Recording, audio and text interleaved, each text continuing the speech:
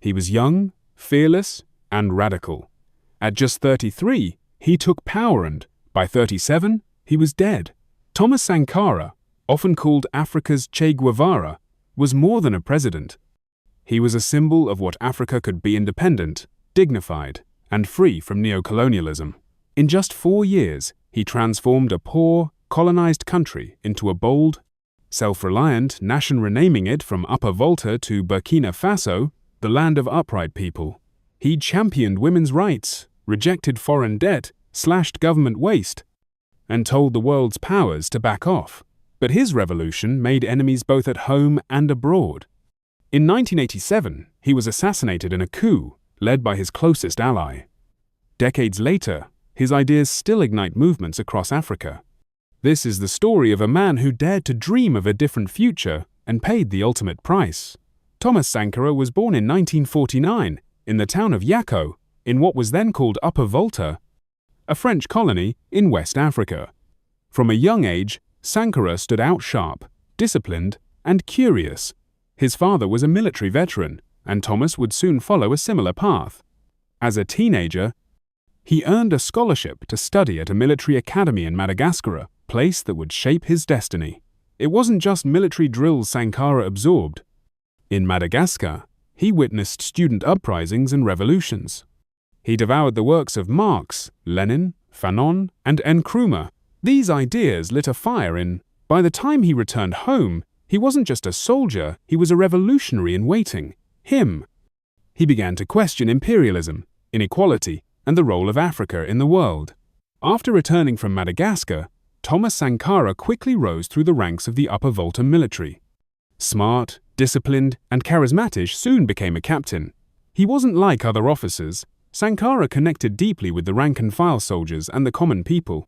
He spoke their language both literally and politically. In a time of growing frustration with corruption and poverty, he became a symbol of hope, especially among young people hungry for change. The country, still known as Upper Volta, was stuck economically weak, politically unstable, and heavily influenced by France. On the 4th of August, 1983, after months of tension and political maneuvering, a group of revolutionary soldiers led by Sankara's close ally Blaise Compaoré staged a coup. Sankara, then just 33 years old, became the president of Upper Volta. But he didn't take power for power's sake. He called for a new era, radical transformation of society. The old order was over. It was time to build a nation based on justice, dignity, and self-reliance. It was the beginning of a revolution, but it would be one that challenged not just his country, but the world. Thomas Sankara didn't just take power, he redefined it, and his first act as president sent a powerful message. In 1984, he changed the name of the country from the colonial Upper Volta to Burkina Faso, meaning land of upright people. But the revolution wasn't just symbolic. Sankara launched sweeping reforms to fight poverty and give power back to the people. He redistributed land from feudal landlords to poor farmers. Agricultural output surged, and for the first time, Burkina Faso fed itself. Sankara called the oppression of women the most visible form of inequality. He banned forced marriages, encouraged women in the military, and made International Women's Day a national holiday. His government vaccinated millions of children against polio, measles, and meningitis in just weeks.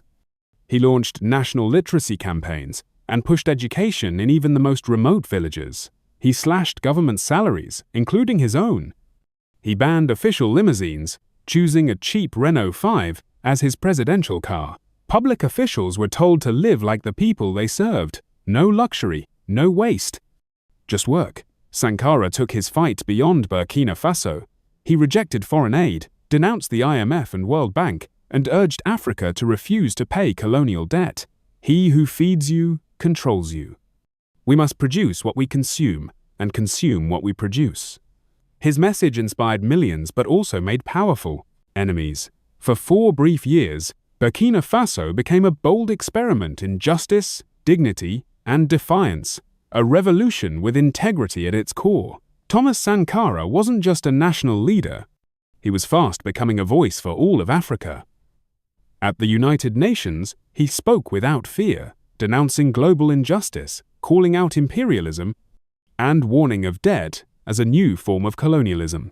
Debt is a cleverly managed reconquest of Africa, aimed at subjugating its growth and development. He pushed for African unity, a united continent free from foreign interference, bound by solidarity, and driven by its own people. His words traveled far. In cities and villages across the continent, Sankara became a symbol of defiance, a reminder that another Africa was possible. He inspired students, freedom fighters, and future leaders, people who saw in him a man who didn't just talk about revolution, he lived it. Of course, not everyone was pleased. Sankara's independence made foreign powers uneasy. His radical stance threatened a system that profited from African dependence. But to millions then and now, he was a hero. A leader who dared to speak the truth to power and reminded Africa of its own strength. But not everyone supported Sankara's revolution. Behind the bold reforms and fiery speeches, tensions were rising. Trade unions and civil servants once hopeful began to clash with his government. His rapid reforms, often passed by decree, left little room for dissent. Some accused him of authoritarianism. Political parties were banned, the press was restricted. Dissenters were jailed. Sankara believed discipline was necessary to rebuild a broken nation, but critics said he was silencing voices, not empowering them. His crusade against corruption and privilege made enemies among the urban elites, who saw their influence and comforts stripped away, even among African presidents. Sankara was increasingly isolated. His anti-West stance alienated many leaders aligned with France and the US. Bold ideas come with a cost. And for Sankara, that cost was mounting at home, abroad, and even among those closest to him. On the 15th of October, 1987, Thomas Sankara walked into a routine government meeting. He never walked out. He was assassinated in a coup led by none other than Blaise Compaoré, his closest ally, turned rival. 12 of his aides were killed alongside him. In an instant, the revolution was over. For nearly 3 decades, Sankara's legacy was buried, officially erased, his name whispered but never celebrated. But the people never forgot.